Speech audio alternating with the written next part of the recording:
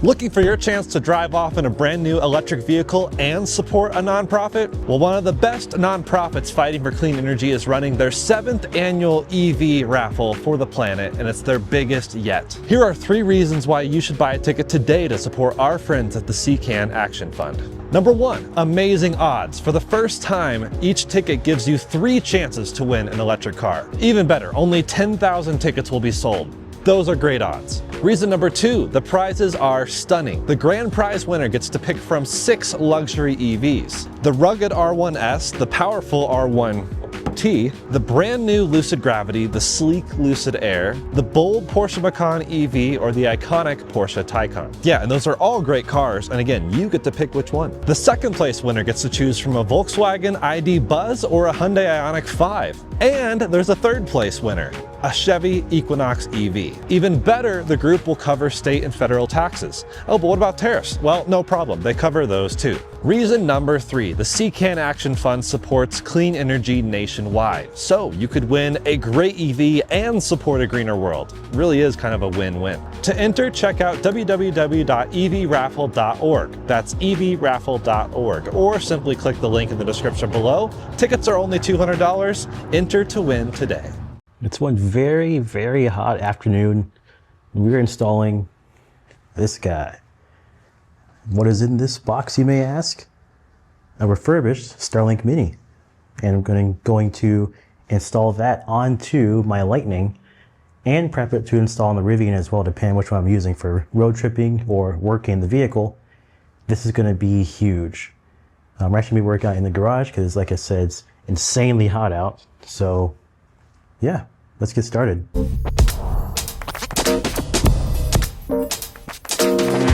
All right, so here's the plan. Excuse me for the noise, but it's really hot even inside the garage. So I'm running the AC since I'm gonna be sitting inside here, but also the doors open so it can cool me down. So here's the rundown. So I've got these roof racks from Amazon. I actually got 2 of them, but right now I'm just using one just to get the gist of everything started. I'm gonna mount the Starlink Mini right here on the right side so that it's not obstructing my view, etc. And I just prefer it on the right side so I can do a little bit of fiddling around with the cable. I might install more things on the racks. This is just the beginning of my work from truck setup as well as camping. So stay tuned for more content about this using Pro Power and everything. Hopefully pulling a camper trailer soon. But yeah, so basically the Starlink Mini is going to go right here, and as of now it's going to be powered by the Pro Power outlets over there. They're both there are 2 110s and 1 240. I only need a 110, so it's just going to occupy one of those, and it'll be tucked away under the bed cover. I'll find some like neat way maybe do it across the railing or something like that, just somewhere neat so it's not getting damaged by water and, you know, a bunch of stuff like that. Eventually I'd like to figure out how to route it in the vehicle, but that might involve like routing it through like the door or somewhere in the frame. It'd be a little bit tedious. Right now we're just kind of get it on and going. So I have the roof bar clamp that comes with it, as well as a mobility mount that you can put on like RVs and stuff. Right now it'll just be the clamp, so I can also transfer it from here to the R1S, which also has roof bars. This allows me to literally work from anywhere, which would be awesome. I use this truck for working all the time. I have different desks and stuff like here. I have paper towels. I pretty much everything here to actually like work out of here. Tools are in that door. This door usually has cleaning supplies. There are some wipes. I have little mini desks under here. That's my umbrella, but I have little mini desks that I can pull out. You actually saw that in action in my last video about the Model Y L, and I had to record it in my driveway because cell service is terrible. I need to stay on Wi-Fi, but that shouldn't be an issue anymore because of the Starlink Mini. So gonna go ahead and get it unboxed and look through everything, and then we'll check back in once it's ready to start getting mounted. All right, so here is the loadout. We have the actual dish, the Starlink Mini. This is a refurbished unit. I tried my best to save as much as I can during this whole process. Those racks were super cheap. I had to save some money on this. I used the referral code to also help make it cheaper. I'm really trying to do this on a budget. So yeah, refurbished Starlink Mini with the Roam Unlimited plan. In addition to that, I have the mobility mount here that is a more or less permanent mount, I assume. And this one being the one we're going to use on the truck. This is one that you can mount on crossbars, if I remember right. I think this is the right one, or maybe I got them confused. Nope, I think it's this one. I mean, we'll see once I put it together. But, yep, so basically it'll be that on that connected to this. Now, I know what you're thinking. There's no way I'm getting signal inside my garage, but I'm just installing it in here because it's too hot outside. It's literally like, I think that before I pulled the truck in, it said like 113 or something. I don't remember. It was bad. So we're going to install on here first. Then, from the comfort of my interior, in the nice, very air conditioning Ford interior, we will get everything set up through the app, let it find the satellites and get initialized and all that fun jazz. And then we'll do some speed tests and see just how well this solution works. This long cable is very handy. Should make it super easy to figure out how I want to route it through the bed and eventually through the cab if I ever get to that point. And eventually, maybe through a camper, maybe, question mark, who knows? Okay, I was right. This triangular one was the one that we need for the roof bar, or in this case, bed bar. So basically, looks like there are 2 screws on each end right here and right there. And I can loosen them and tighten them according to the thickness of the bar here. And then, of course, on top of here will be where the actual dish goes. I'm pretty sure it's directional, so I need to make sure that I want the dish to lean this way when I put it on, so that makes sure it's in the right direction. And probably grab a ladder. Where's the ladder? Oh, there it is. So I can stand right here. It would be just a little bit easier, just a tad bit easier. They have a little Ford edge on the instructions there. Yeah. Thankfully, I'm not putting this on I had a Ford Edge rental just about a week ago. And yeah, glad I'm not putting this on that. All right. Got the mount itself on. Pro tip, if you have thick bars like I do, you can actually, it on the surface will look like it can't fit. But if you look at the instructions here, 4A and 4B, you can flip that bottom part around for larger crossbars. I had to reread this because I accidentally glossed over it, and I was freaking out. I was like, oh no, it can't fit, but all I have to do is flip this around, and then there we go. So now on to getting the actual dish installed, and there we have it. Just slides right on. Looking pretty good. Gonna work on routing the cable now. We'll try a few different methods.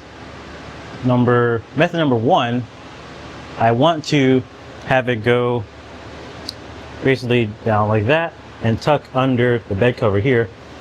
Then from there, I'm gonna tuck it up between, hard to see in here unfortunately, so apologies for the lighting, but basically run across the top of the bed and then finally down to the outlet there. That's the goal. Whether or not we meet that goal is another thing, but that's the goal. So I'm gonna go ahead and try that now. This cable will never look this neat again. Put the flash on now, and I can actually use these hooks I have for the tonneau cover to my advantage.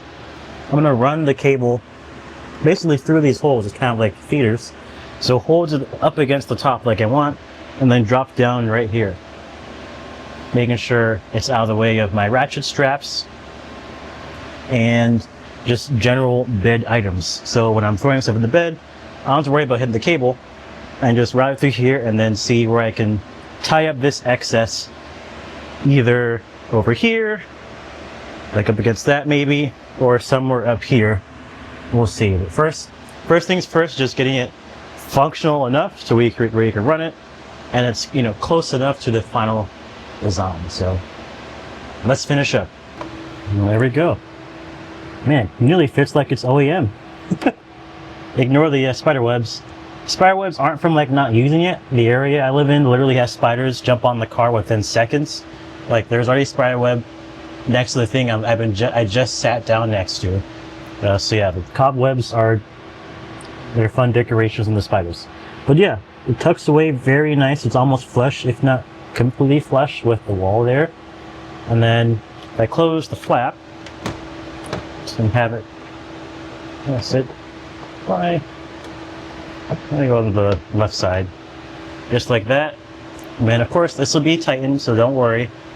But yeah, it's routed, hanging through those, and I'll probably tie it up somewhere right here or right here. But that'll be for later.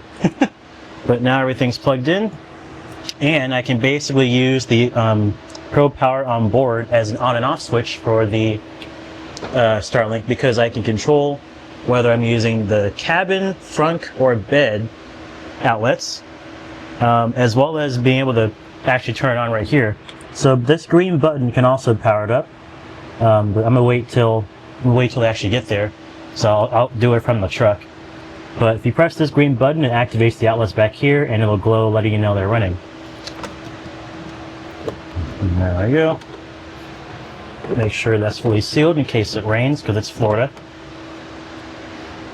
And then, all right, so I think we're pretty much good to go to do our field tests. We've got everything plugged in here, routed through there, and it comes up right here to the dish. So let's get outside and start getting it set up. All right, we're outside. I'm going to use Pro Power on board to get it started. I'm going to turn on the bed outlets. Just let me know that it's not going to turn off automatically. And now the Starlink should have power. So we're going to go through the setup on my main phone right here, and we'll get started with that, and then I'll check back in once everything's done and see how well it works. All right, we're out somewhere in the open now. Got it all set up and connected, and it's running really well already. Let's look at our speeds really quick. Whoop. Got about 119 for download. Sorry, the lighting is terrible out here. Here we go. 119 download, 13 upload, and then 26 of ping. So not too shabby. I mean, anything beats, built-in in-car hotspots. I'm pretty sure I'll see better. I didn't do any calibration or anything. I just plugged it up and turned it on. So, but this is good. I'm gonna be working off of here, since I typically work from home and I like to work from the truck a lot. So I'll be working out of here for a little while, using the Starlink, seeing how well it does, and I'll give updates later on after I get a little time with it. And then I'll hopefully be using the Starlink to not just work from the truck, but hopefully work and or play from a camper. I'll be towed from the back. So yeah, but really loving this setup. I've been wanting one like this for a while. I've seen, a ton of, Cybertruck owners do it. Haven't seen too many Lightning owners do it, so glad to be one of the few. But I love Starlink technology and just the freedom you can have to have high speed internet everywhere you go. And living in Florida, I watch those launches almost every time. So it's pretty cool to kind of receive the benefits of that. Well, let me know what you guys think. Would you guys put a Starlink on your EV? And if so, where would you put it? Would you mount it up to the roof? Would you mount it to a bar? Would you just, stand outside or something? Let me know. But yeah, see you in the next one.